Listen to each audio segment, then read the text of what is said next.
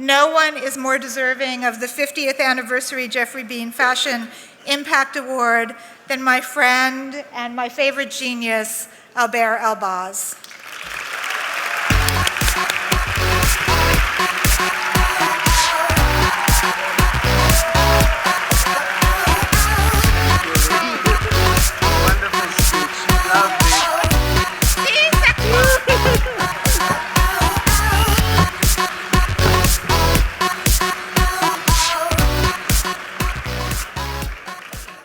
Wow.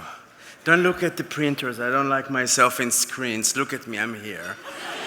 I think those screens make you fat, like at least like 5 to 6 pounds. So I do look skinnier here, no? Anyway, thank you, Lynn. When I first came to New York, I came with 2 suitcases. One was quite small. I had my belongings there. One was a big one. I had my dreams in there. I first discovered Geoffrey Beene in his stores. The dresses looked more like butterflies flying in the room than dresses on racks and on hangers. I saw a navy jersey jacket with gold lame lining. I saw a lace gown with a shirting men's cotton fabric. I saw a jumpsuit in black with hot pink plissé inside. The inside was always as beautiful as the outside. The interior was as precious as the exterior. That was Mr. Beene. I tried for 3 years to get an interview with Mr. Beene. If I called in June of '88, I was told to call by June of '89. When I called in the summer, they told me, try in the winter, honey. Then I was told, honey, we don't have an opening. That was the answer I got again and again. But I did get a friendship with a lady who answered the phone for years at Mr. Beene. And she's sitting here with me tonight. Her name is Joyce.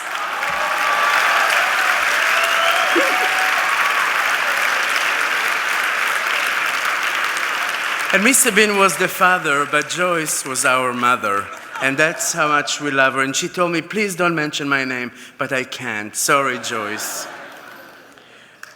One day, I was introduced to Dawn Mello. Dawn Mello was the head of Gucci at the time. And she is the person who changed my life. She called Mr. Beene on a Monday night, and by Tuesday morning, he saw me.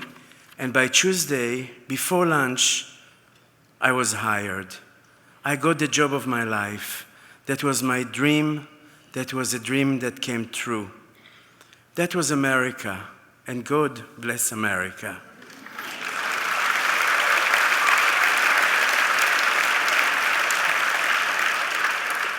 My first day at work at Geoffrey Beene, I found that Mr. Beene is not going to be there for the week. Knowing Mr. Beene later, he was a tiger. I mean, he will go to sleep at 9 at night, he will wake up at 3 in the morning, sketch till 5, and by 7 he will be at the office, mad if we were late. That was Mr. Beene. But on my first day, he wasn't there. He wasn't there for the whole week because he had a cataract operation in his eyes, so I thought always it was maybe in order to see us better. The first day I arrived, I found out that there was no space for me in the office. There was no place in the studio. They didn't have a desk. So they finally found a little place in the closet, in the dressing room. They brought me a coffee table from the showroom, and that was my office. A coffee table in a dressing room. That was my first week at Geoffrey Beene. I was sketching for 1 week, alone in the room, sketching and sketching and sketching. And nobody even came to say, like, hi, my name is John. And I continued sketching. By the end of the week, the head of the studio came by. He was this kind of hunky bodybuilder, good-looking guy. And he looked at my work and he said, listen, it's very, very nice, but it's not at all Geoffrey Beene. I started to cry. I took all my belongings, I put them in a plastic bag, and I was waiting, not for Donald Trump to tell me, you are fired, but I was waiting for someone to tell me, you are fired. And then by Monday morning, Mr. Beene arrived. He came to say good morning, and he saw my work, and he told me, give it to Charlie. Charlie was the head of the atelier. Later on, I realized that it was the first time that Mr. Beene took the whole work of one of his people and sent it directly to the atelier. And that was a huge honor. You know, Charlie was an Italian man, actually Sicilian. And he had 30 Sicilian ladies working with him. One of them, I have to be, I'm not very politically correct. I'll have to tell you that story. One lady, one of the seamstresses, told me one time that in Sicily, if a mother discovers that her son is gay, she can take him to the doctor, he will give him a pill, and in a few days the disease is over. That was our workroom.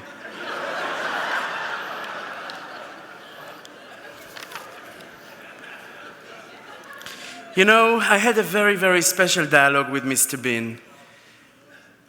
I had a dialogue with Mr. Beene because I understood that even though my sketches were not at all Geoffrey Beene, I thought maybe he was not looking for another Geoffrey Beene. Maybe he had enough with one.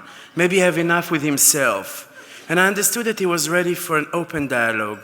We have a dialogue that had no words. We looked at each other, we understood each other, and I knew what he wanted. I will do a sketch, and I will leave it on his desk. He will re-sketch it and give it back to me. I'll re-sketch it and left it on his desk. Then he said, okay, and I will stay the whole night, drape it, and then in the morning I'll try to come before him. I'll make him hot coffee, and I will be waiting like a little dog for my master. That was our relationship. That was our story for 7 years.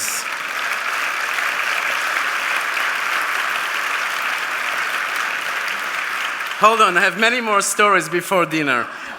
6 months after I started, we went to Dallas. You know, I'm coming from Israel, so for me, Dallas was JR and his mother's, Miss Ellie. And here we arrived to Dallas, and we had a beautiful show for Grace Mirabella. And after the show, Mr. Beene invited 20 of us to a beautiful, fancy restaurant. I mean, in my life, we couldn't afford those restaurants. But we enter, and the maître d' will be like, oh, hi, sir, so nice to see you, and hello, madame. Then that maître d' looked at me and says, you cannot be here. I almost died, and I said, why? And he said, because you don't have the right jacket. And I said, you know what, no problem. I like room service. I'll go back to my hotel and order pizza. But Mr. Beene heard that I was kicked out of the restaurant. And Mr. Beene went to that maître d' and told him that if that guy is not going to have dinner with us, we are going to leave. So there was a huge panic attack. And the owner of the restaurant opened a second floor for us. And he let us have a whole dinner in a beautiful private room. At that day, I found the generosity and the loyalty of Mr. Beene.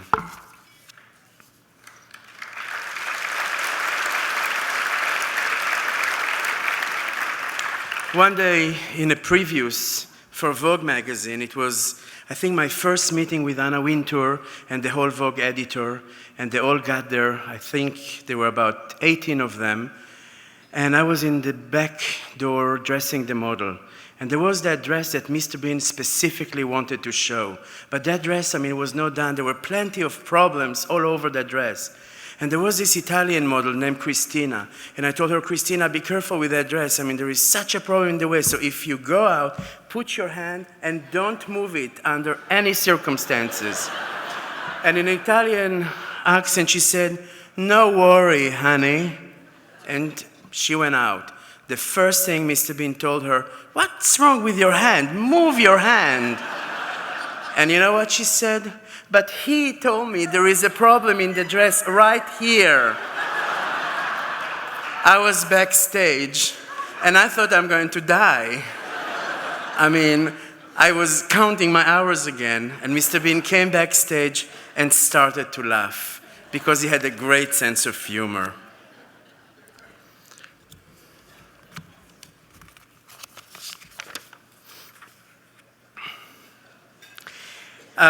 Many times, Mr. Beene invited me for a lunch together downtown on Friday afternoon at Battery Park. He loves to eat that soup on Friday that I think reminded him of his mother. The name of the soup was gumbo. And there was this amazing waitress there. I think that her name was Barbara. And Barbara knew what he wanted. Barbara knew what he liked. Barbara knew where he wants to sit. And you know, after 1 month of eating at Barbara's restaurant, Mr. Beene will ask her, do you know a driver? I'm looking for a maid. I'm looking for a salesperson in the showroom. And I asked him, but Mr. Beene, how come? And he said, Alber, good people knows good people.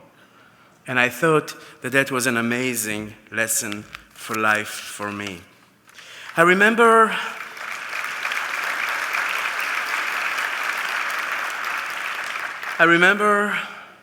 one day I was during fittings, and there were a lot of bizarre clothes, and then there was this simple little dress.